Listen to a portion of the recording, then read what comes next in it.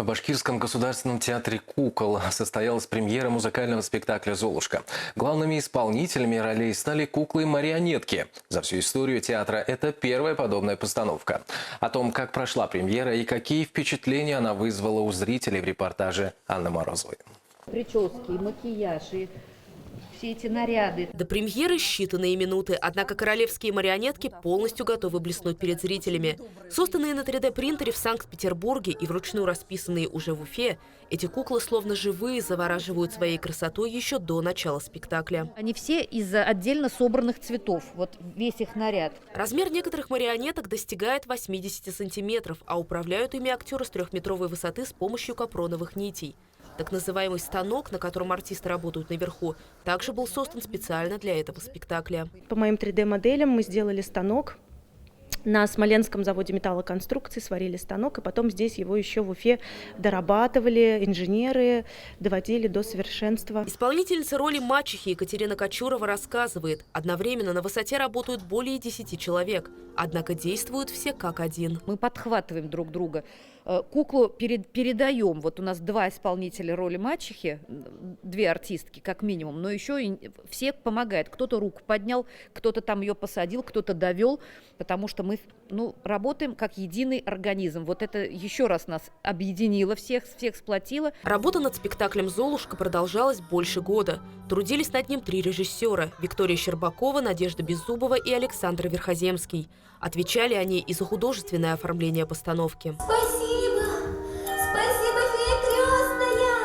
Надежда Беззубова, рассказывая о подготовке к премьере, с улыбкой говорит: волшебная палочка в этой сказке есть не только у феи. На этой палочке склеен весь спектакль.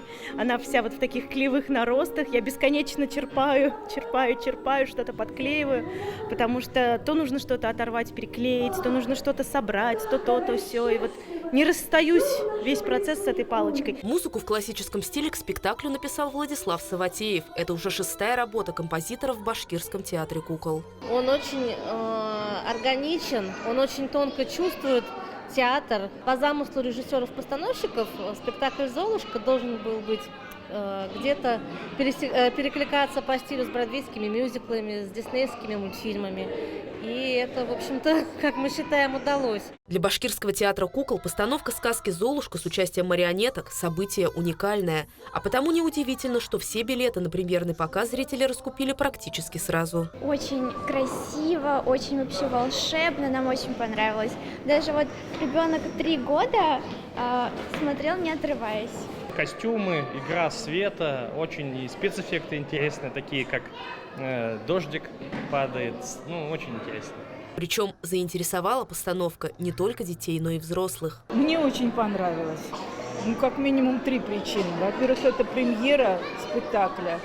Во-вторых, куклы впервые, насколько мне известно, марионеточные. Ну, в-третьих, действительно, побывать в сказке, это же каждому хочется. Я пришла без детей, но для взрослых тоже очень интересно. Сказка прям вообще волшебно, красиво, замечательно. Всем рекомендую. Премьера состоялась на малой сцене Башкирского государственного театра оперы и балета. Снова увидеть спектакль и погрузиться в атмосферу сказки зрители смогут уже в 2023 году. Они принесут тебе счастье. Анна Морозова, Радмир Халитов, Вести, Башкортостан.